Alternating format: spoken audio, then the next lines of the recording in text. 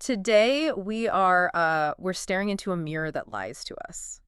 And it's not some funhouse mirror, is it? Not at all. We're talking about the one in your pocket. The ubiquitous digital glass of our smartphones, augmented and perfected by AI. Right. We are diving into the seismic shift caused by augmented reality AR filters. I mean, they've gone from these playful little novelties to tools that are profoundly reshaping our self-perception. And not just self-perception. They're driving real-world commerce and, maybe most troublingly, cosmetic intervention. That transformation is the core of our deep dive today. It is, because the stakes have never been higher. I mean, the filtered image is no longer just this temporary digital mask you put on. It's becoming the psychological benchmark for what we think we should look like. So to get to the bottom of this, we've really gone deep into the source material. We've synthesized a pretty comprehensive stack of sources covering the entire ecosystem of what we're calling the augmented self. And when we say comprehensive, we really mean it. We've got technical guides from platforms like TikTok that detail how AI-generated content is actually made. We also have serious scholarly research on the ethical and the commercial impact of these filters on global markets. And I think most critically, we have new empirical evidence, real data that validates the measurable clinical consequences of all this digital perfectionism. Our mission today is really to unpack that hard truth, to understand how this technological drive for digital perfection is fueling profound body dissatisfaction. And how it connects to something that's now a clinically recognized phenomenon, Snapchat dysmorphia, or SD. Exactly. We are charting the actual measurable cost, both psychological and financial, of living in a world where this seamlessly filtered image is, well, it's rapidly establishing itself as the new and frankly unattainable baseline of human beauty. So this deep dive is about understanding the crisis of digital authenticity right at its root. Okay, so let's unpack this and maybe start with the mechanics of it all. Before we can even touch the psychological tool, I feel like we have to grasp the technical arms race that makes it all possible. I agree. And it all seems to center around this term, AIGC, AI-generated content. When we use that term, especially with filters, what exactly are we talking about? Well, AAGC is an incredibly broad umbrella term. At its core, it encompasses any digital image, video, or audio that has been either generated entirely or, substantially modified by artificial intelligence. So it's a spectrum then. It's absolutely a spectrum. On one end, you might have completely synthetic visuals like an AI-generated landscape or, some kind of abstract art. But that's not the stuff that keeps regulators up at night, is it? It's the realistic stuff. Precisely. That's the area that requires intense scrutiny. We're talking about synthetic media that portrays realistic human likenesses, often blending reality and fabrication so seamlessly you can't tell the difference. And our sources, they kind of break that down into categories, right? They identify two main categories of AIGC that need the most stringent policy focus. The first is any video or image featuring a real person, where their appearance, their voice, or their words have been altered by AI. So that could be anything from a subtle face tweet to a full-on deepfake voice. Right. Adding a synthetic voiceover, having an AI slightly narrow your jawline on a video call in real time. It's those small, often undetectable tweaks. Those are the most dangerous psychologically, aren't they? Because they feel so real. They do. Yeah. And the second category is a more obvious one. Entirely AI-generated videos or images of people, real or fictional, that look photorealistic.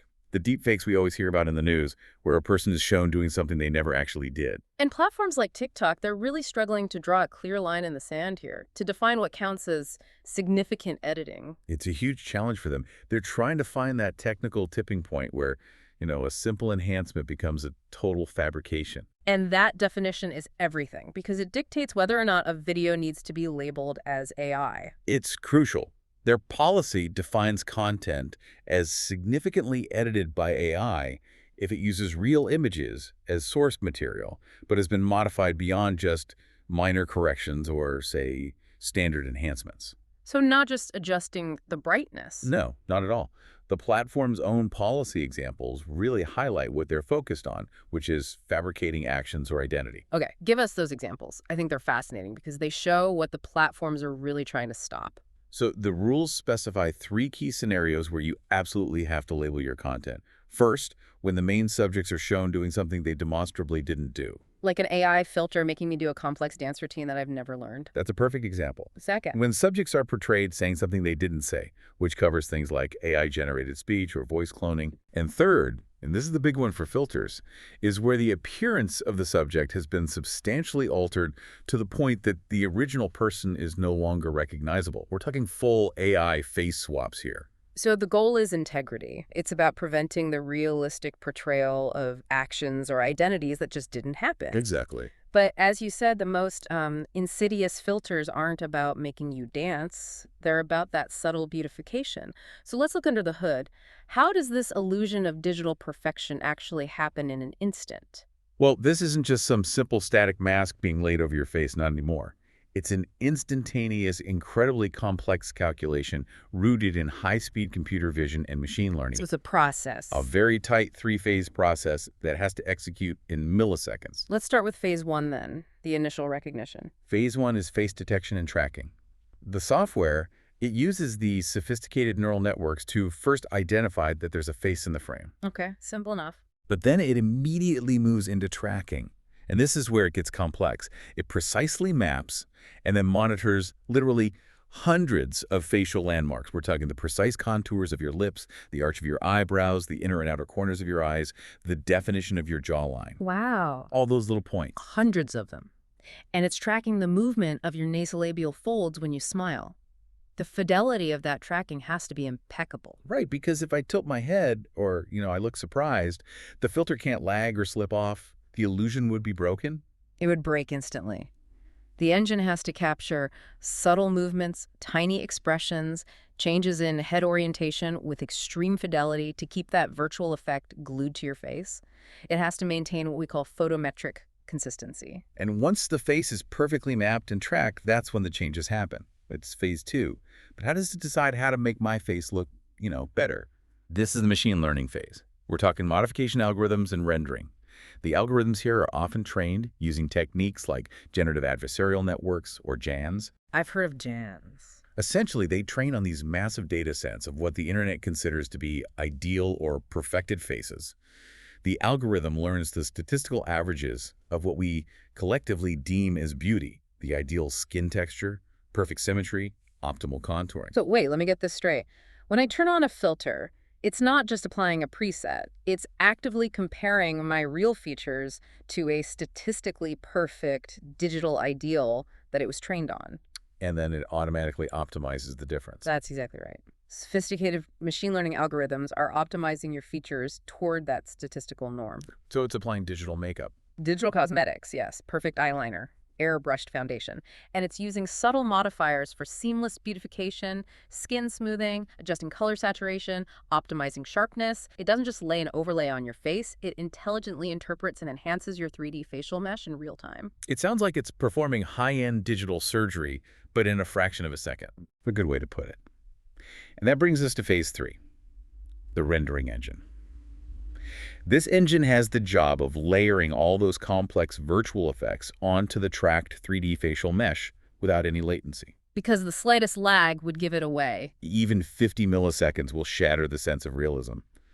The goal here is to make the virtual light and shadow interact perfectly with the real light and shadow in your room so you genuinely believe what you're seeing is your face, just under incredibly flattering conditions. And this brings us right to the core technical tension that defines this whole crisis, the drive toward undetectability. The whole point of a high-end beautification filter is that you don't even realize it's a filter until you turn it off. And this is exactly where the regulatory loophole opens up. It creates a perverse incentive. Filter designers they're masters of seamless enhancement. They want the modifications to be almost undetectable to the casual observer. Or even a knowledgeable one. Right. And regulators, by trying to define a subjective threshold of substantial alteration, they inadvertently fuel this. Because if the alteration is subtle enough, it flies under the radar. It doesn't need to be labeled. Precisely. If a platform is trying to automatically detect and flag a filter based on the visual distortion it causes, well, developers are incentivized to get the maximum aesthetic gain, to make you look as good as possible, while making the technical modification just subtle enough to slip beneath the current detection system's capabilities. And the numbers on how bad those systems are They're staggering. They're sobering, to say the least.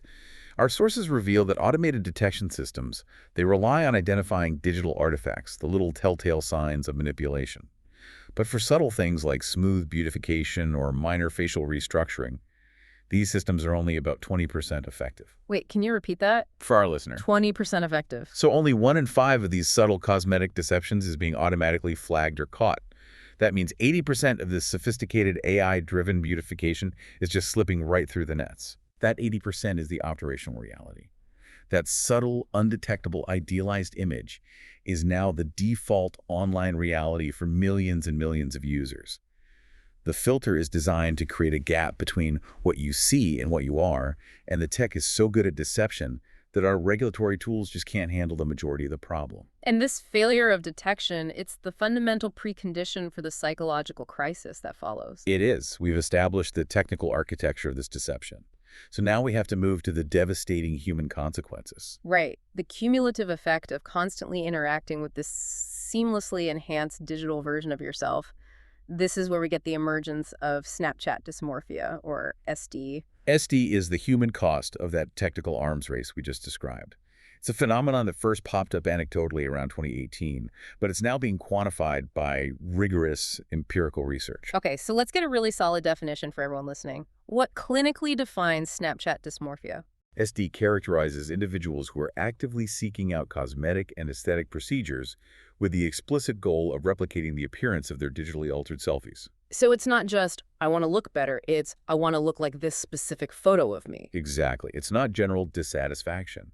It's a specific, actionable desire to use physical intervention, whether that's surgical or non-surgical, to achieve the impossible perfection created by an AI algorithm. And the anecdotal evidence that first started coming from plastic surgery offices, that's now clearly a verifiable large-scale trend. Absolutely. The data is unmistakable. The demand for procedures driven by selfie perfection is just soaring. A 2021 survey from the American Academy of Facial Plastic and Reconstructive Surgery, it revealed that a stunning 75% of surgeons reported having patients seeking procedures specifically to look better in selfies. 75%. And what was the increase from just a few years before that? That was an 18% increase from a similar survey in 2018. It shows you how fast this is escalating. The expectations patients have are becoming dangerously skewed. They're bringing in photos on their phone. They're bringing in filtered, saved images and literally saying, "Make me look like this." They're presenting a completely unrealistic expectation, believing that the flawless look in their selfie is an achievable outcome, when in reality that filtered face breaks the laws of physics and biology. That desire to replicate an unreal image, it sounds incredibly similar to the core features of body dysmorphic disorder, or BDD. We should be very clear about how these two things relate. BDD is a serious, often debilitating psychological disorder. It's defined by an extreme dissatisfaction and an excessive preoccupation with one or more perceived physical flaws. And critically, these flaws are often tiny or even invisible to others, right? Exactly. The flaws might be slightly visible, or in many cases, completely unobservable to anyone else, but they cause clinically significant distress. It can severely impact a person's social life, their job, their relationships. And we know that people who are already prone to BDD symptoms are often the ones seeking these aesthetic procedures in the first place, which just compounds the risk. That's a crucial piece of context. BDD symptoms are alarmingly common in aesthetic medical settings. Research consistently shows a prevalence of around 20% among people visiting cosmetic and dermatology clinics. 20%. 1 in 5. And those rates are just as high in non-surgical clinics, anywhere from about 16 to 25%. So these are already high-risk environments, populated by people who are already struggling with appearance anxiety. And into that environment comes the new empirical evidence, the study that specifically links the digital behavior of SD to the clinical framework of BDD. This is the study that finally put data behind the anecdotes.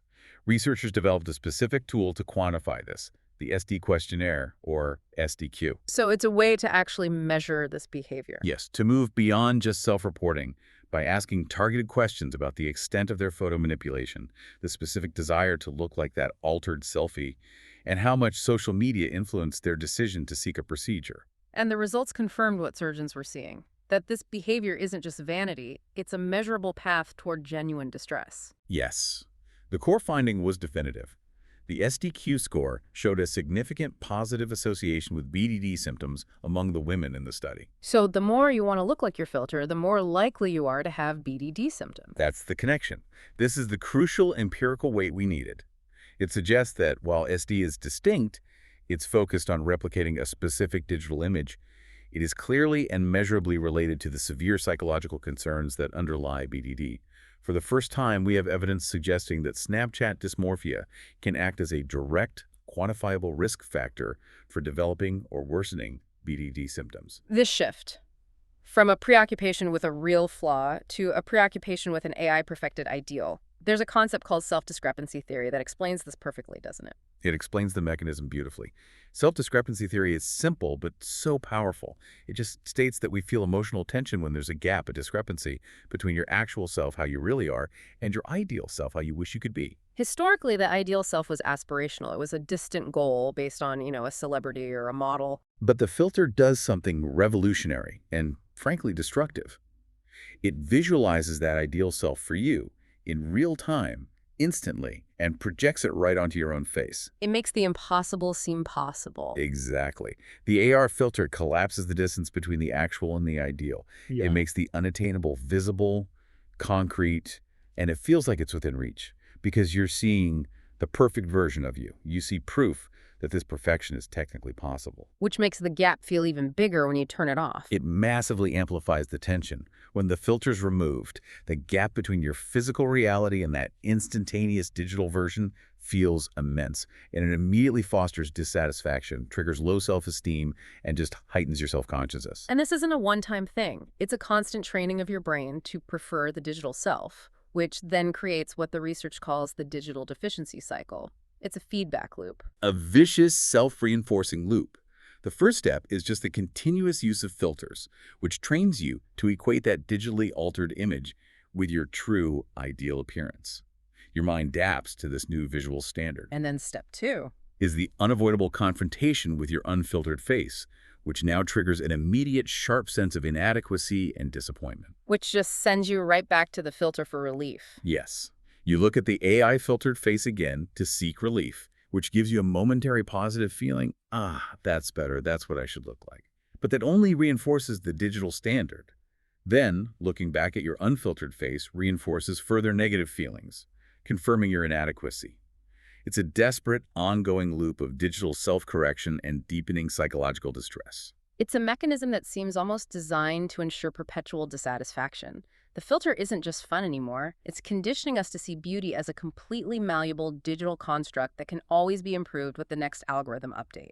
And the research confirms the outcome of this cycle.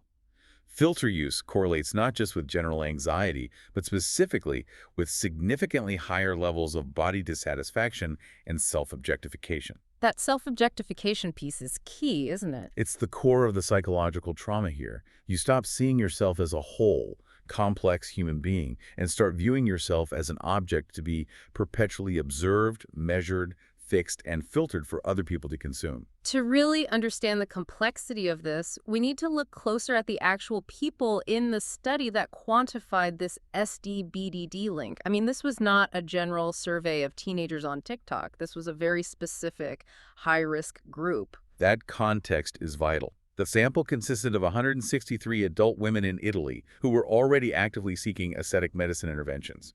Their average age was about 43. So these are not just passive consumers of social media. They're people already taking physical action based on how they feel about their appearance. Precisely. And what were they looking to correct? What were their main concerns? The majority, over 60%, were seeking corrective interventions for perceived blemishes. The top concerns were facial wrinkles. That was about half of them, followed by cellulite and localized adiposity or fat. And when the researchers looked at why they were seeking these procedures, what did they find? Two motivations showed the highest correlation with BDD symptoms. The first one is what you'd expect, straightforward beautification, the desire for enhancement. Right. But the other, more insidious motivation that was highly associated with BDD symptoms was the desire to cope with emotional and psychological distress. So they were seeking external, physical solutions for internal suffering. Exactly. They're trying to fix deep internal anxiety with an external procedure. Yeah. This just confirms they are already in a heightened state of appearance anxiety, which makes them incredibly vulnerable to the pressures of that idealized digital self. Okay, so given this high-risk population, the researchers then introduced a potential psychological shield, a protective factor, Huh. body trust. This sounds like it should be the perfect countermeasure to the external pressure of the filtered self. What is body trust? Theoretically, it should be. Body trust is defined as perceiving your body as fundamentally safe and trustworthy.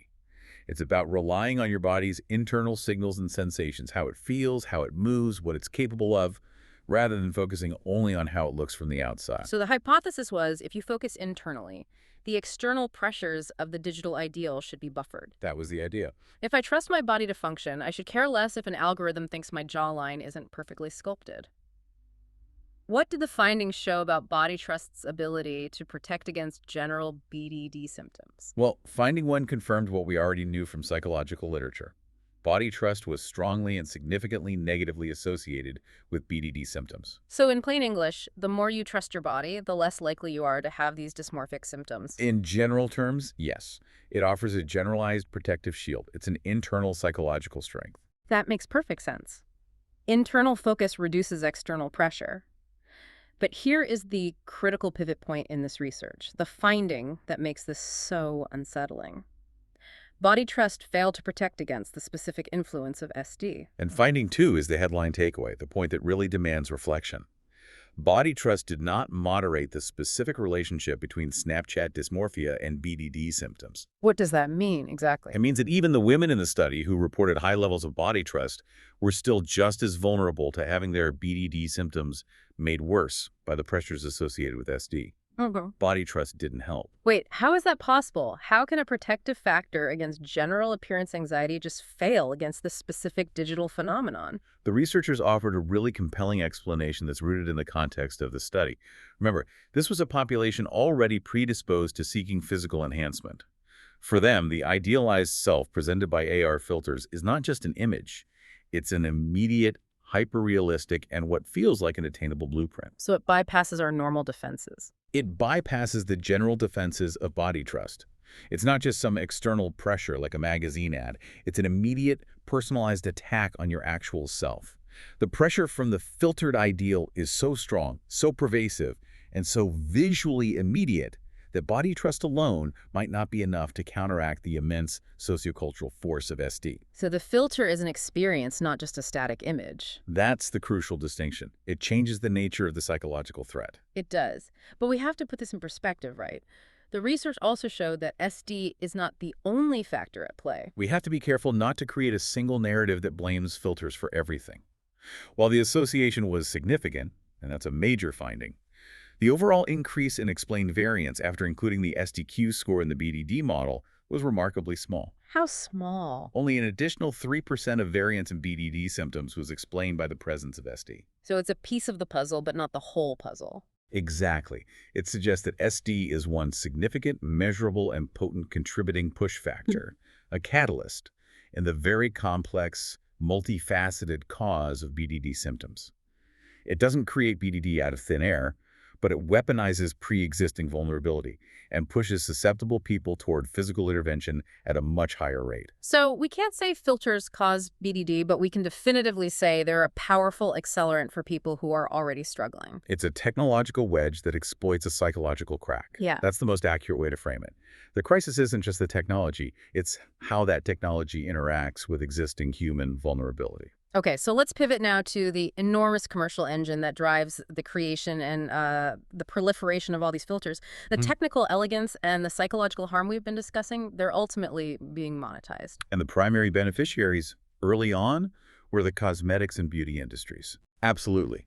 The beauty giants, we're talking L'Oreal, Sephora, ME, and others, they recognized the massive business utility of this immediately.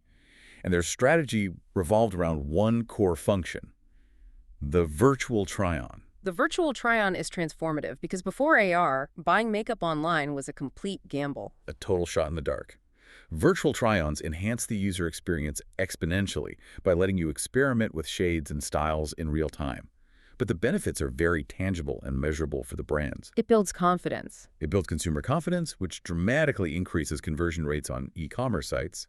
And crucially, it significantly reduces product return rates, which is a massive cost saving that goes straight to the company's bottom line. And beyond that single transaction, AR filters are a marketer's dream from a budget perspective, aren't they? They're an incredibly inexpensive alternative to traditional media.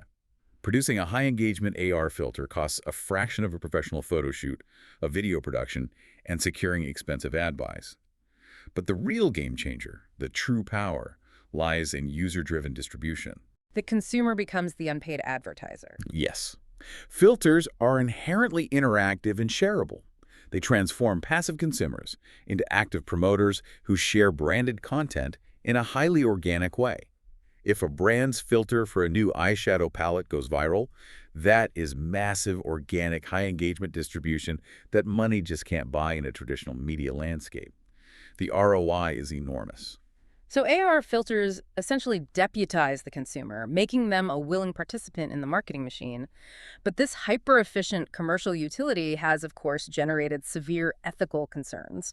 The research calls it filter washing. Filter washing is the strategic use of digital enhancement to exaggerate a product's effectiveness, or, more nefariously, to conceal its flaws. It's misinformation blended with aesthetics. That's a great way to put it.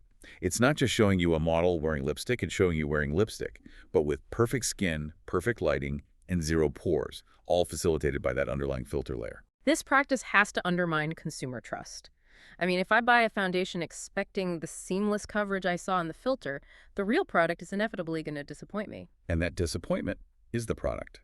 Filter washing erodes your ability to make an informed decision when digital alterations cross the line into unreality.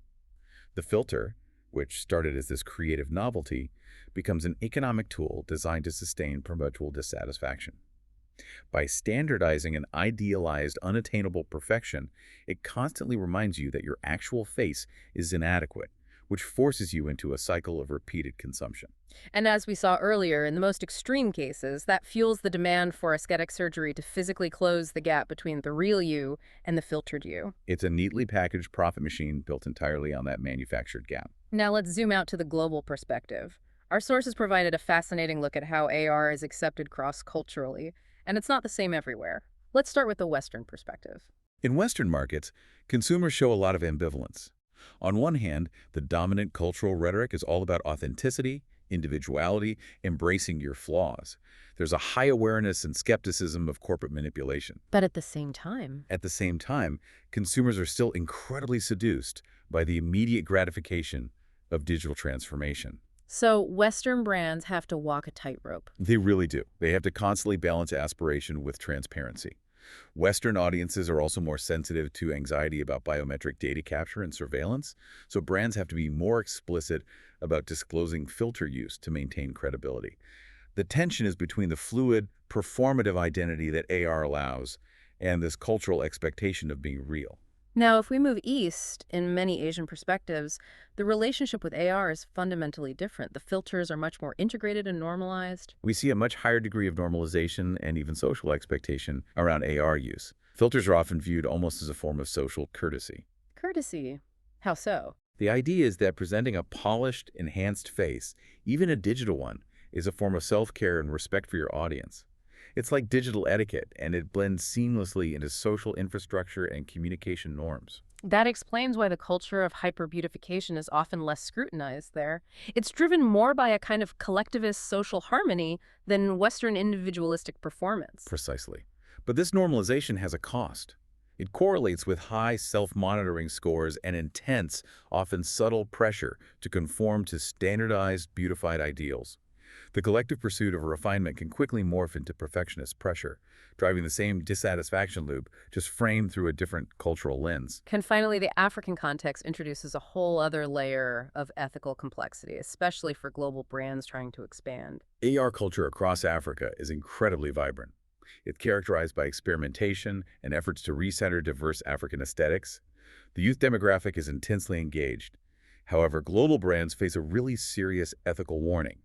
They must not export a single global algorithmic aesthetic. Meaning, they can't just deploy filters that were trained on Eurocentric datasets. Exactly. Exporting filters that default toward outcomes like lighter skin tones, narrower noses, or thinner lips just reinforces historical bias and systemic inequalities through technology.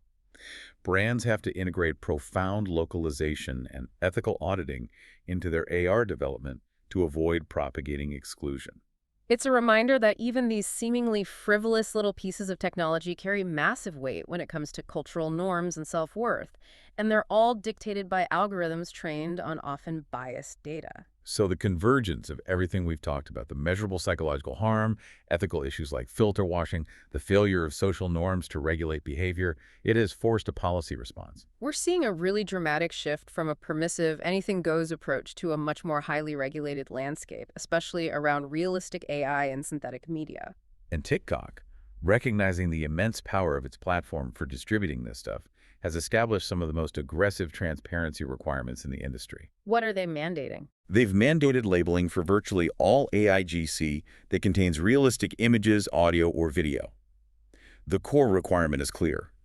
If the content has been completely generated or significantly edited by AI, the creator must disclose it. This specifically targets the most harmful manipulations we discussed, where an appearance has been substantially altered, such that the original subject is no longer recognizable. But they've gone further than just making people label things. They've outright prohibited entire categories of AI-edited content, even if the creator is being totally transparent about it. And this signals a zero-tolerance policy for high-integrity misinformation. The prohibited content list is specific. You cannot use AI to show fake authoritative sources or fabricate crisis events. So no deep fakes of officials during an emergency. Absolutely not. Yeah. And you can't firstly show public figures in sensitive contexts, like being bullied or making a product endorsement they never made. And crucially, they strictly prohibit using the likeness of anyone under 18 or any adult private figure without their explicit permission. The implication there is that for certain people, the potential harm from realistic manipulation just outweighs any supposed artistic or creative freedom. That's it. The platform is prioritizing public trust and safety over certain types of creative output. And what makes this recent regulatory shift so important is the escalation of penalties in 2025. This shows a commitment to enforcement that we just haven't seen before. This isn't just about deleting a video anymore, is it? It's about gutting the economic incentive for deception. Precisely. The enforcement rates have surged. We've seen removal rates increase by 340% compared to the previous year. And for content that should have been disclosed but wasn't unlabeled AI, the penalties are severe and immediate. Creators now get an immediate strike on their account, No more warnings. often bypassing the warning stage entirely. And the financial punishment is tactical. It's designed to be destructive to a creator's reach. How destructive. Unlabeled caught AI content now results in massive reach suppression. It reduces the content's visibility by approximately 73% within 48 hours. That's not an arbitrary number. A 73% reduction in reach ensures that the financial viability of a creator who built their channel on deceptive content just collapses instantly. It removes the economic incentive completely. That's the stick. But they also offer a carrot, don't they? They're not trying to kill AI creativity entirely. That's key. Properly labeled AI content in the right niches, say, creating unique visual effects for tech education or gaming, often performs exceptionally well. It can achieve view counts up to 23% higher than human-created content in those same categories. The algorithm is mirroring the audience's preference. They are anti-deception, but they are not anti-AI innovation. Now, beyond TikTok's regulatory zeal, other major platforms have taken entirely different strategic approaches to manage this ethical minefield. Right, let's look at Snapchat, the OG of filter technology. Their strategy is what we'd call economic steering. They know they can't just ban basic beautification filters, that's part of their identity, so they use financial disincentives. So how does that work? How do they steer behavior away from simple beautification? Their policy dictates that lenses, that's what they call filters, that are based primarily on basic beautification saturation sharpness modifiers, are made ineligible for their lucrative top-tier creator payout programs. So you can make a simple beauty filter, but you can't get rich off it from Snapchat. Exactly. By making simple beautification non-monetizable through their direct funding, they steer their huge developer community toward more complex, creative, and interactive AR experiences like games or environment augmentation or truly transformative artistic effects, all through the promise of a significant financial reward. It's modulating creativity through the wallet. That's a very clever way to improve content quality and address the ethical issue without a massive creator backlash. Meanwhile, Meta, which controls Instagram and Facebook, has taken the most drastic approach of all, the centralization strategy. Meta recently announced the phased shutdown of its third-party AR platform Meta Spark, effective in January 2025. This is a massive move. It effectively removes all AR effects built by independent creators, brands, and third-party developers. So all filters will be made by Meta. It centralizes all AR content control back to Meta-owned proprietary effects across Instagram and Facebook. Why would they do that? It's a monumental risk management move. By centralizing control, Meta can unilaterally guarantee compliance with their own internal and external standards. It mitigates future regulatory and ethical risk. If they control the tool, they control the output. It guarantees compliance and safety, but it sounds like a massive blow to independent creativity and competition. It absolutely is. It sacrifices a vast ecosystem of innovation for centralized risk management. But regardless of these different strategies, TikTok's penalties, Snapchat's economic steering, Meta's centralization, one massive critical challenge remains the Achilles heel for all of them. And that's the automated detection. That's the effectiveness of their automated detection. Even with enhanced models and more enforcement, the automated systems across all major platforms only catch about 35 to 45% of AI content automatically. So more than half of it still relies on the creator being honest and labeling it themselves. The majority of it. And that low detection rate just reinforces the exact loophole we talked about at the start. It rewards high sophistication. If you're a creator focused on deception, you are highly incentivized to invest in algorithms that maximize aesthetic gain while remaining technically subtle and evasive. The arms race is still happening, it's just underground now, with innovation constantly driving toward an undetectable level of deception, outpacing the ability of platforms to keep up. So the problem isn't the policy, it's the technology's ability to hide its own tracks. Exactly. The sophistication of the illusion is the primary barrier to effective governance. If we synthesize everything we've covered, the tech, the psychology, the commerce, the regulation, it is crystal clear that the current model is inadequate for protecting our digital well-being. The crisis of digital authenticity has, in many ways, become a public health issue. To move forward, the most crucial element is bridging that enormous trust gap that exists between the creator, the platform, and you, the consumer. So what does ethical commerce even look like in this filtered environment? Ethical commerce demands a commitment to technical integrity from brands that use AR for try-ons. For example, in a virtual try-on filter for lipstick, the foundational layer of universal beautification, the skin smoothing, the contouring, the pore reduction, it has to be technically and visually separable from the actual product application layer, the digital lipstick shade itself. So if I'm trying on a foundation shade, I should be able to toggle off the flattering light and airbrush effects to see if the product actually matches my real unfiltered skin tone. That is the prerequisite for informed consumer decision-making. Brands must provide an unfiltered view of the product's effect. The goal is to avoid what we call the degradation of filtered trust. And beyond that, brands have a mandate to champion diversity. A huge mandate. Since this technology subtly shapes our perceptions of what's normal, they have to rigorously audit their filters to make sure they function equitably across varied skin tones and facial structures, actively avoiding the reinforcement of narrow, biased beauty standards. So the tech itself needs to be held accountable for the beauty ideals it promotes. And on the platform side, we've established that relying on these subjective definitions of substantially altered just isn't working. It's insufficient when the technology is designed to evade detection. When your automated systems only catch 35 to 45% of AI content, your governance model is fundamentally broken. So what's the solution? The analysis necessitates a decisive shift away from relying on visual detection toward mandatory algorithmic watermarking. This would require platforms to embed transparency right at the source code level? Precisely. It would involve integrating a standardized, non-bypassable digital watermark directly into the rendering engine for any content that exceeds a quantified, measurable must-have modification.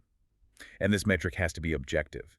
It can't be what the human eye sees, It has to be defined by technical metrics. like feature scaling or landmark displacement beyond a small, non-beautifying threshold, say greater than 2% displacement of the jawline or a 5% adjustment of skin texture. It's about moving the goalposts from asking, what does the human eye perceive as real, to asking, what did the algorithm actually do to the image data? And this embedded technical disclosure guarantees compliance regardless of the creator's sophistication or their intent. It forces transparency into the very core of the technology, turning the undetectable into the undeniably documented. This kind of ethical framework is what determines whether AR remains a powerful tool of creative empowerment or descends further into a vector of psychological harm. And it's so important to remember that the technology itself has immense positive utility outside of just beautification. It absolutely does. AR is not inherently bad. It offers enormous utility and creative potential. For instance, in clinical settings, it can be used for therapeutic self-reflection, helping BDD patients confront their distorted self-images in a controlled, safe environment. That's fascinating. Dermatologists can use it for precise treatment planning. The technology is a tool, but the economic drive towards seamless, deceptive enhancement is the problem, and that pursuit continues to dangerously outpace any effective ethical governance. This entire deep dive has been about understanding this multifaceted crisis of digital authenticity. We've seen the technology that drives the desire, the commerce that monetizes the dissatisfaction, and the policy that's scrambling to close the loopholes. The future of digital self-presentation, it really hinges entirely on whether we manage to bridge this trust gap through stringent, coordinated, and technically sophisticated efforts from tech providers, brands, and regulators. The current state is just unsustainable. So we want to leave you with this final provocative thought. We've established that the primary tension point for tech companies and regulators is defining substantial alteration. If the relentless pursuit of technological perfection eventually makes an AI-enhanced image truly indistinguishable from reality, meaning the human eye can no longer reliably tell the difference between the real face and the idealized filter, does the need for an explicit visible label even matter anymore? Or do we require new mandatory ethical standards like that algorithmic watermarking that operates underneath the surface that guarantee truthfulness regardless of what the human eye can perceive? We have to decide if we want our digital future to prioritize perfection or if we want it to prioritize truth. That is the defining question for the next decade of our self-image. Thank you for joining us for this deep dive.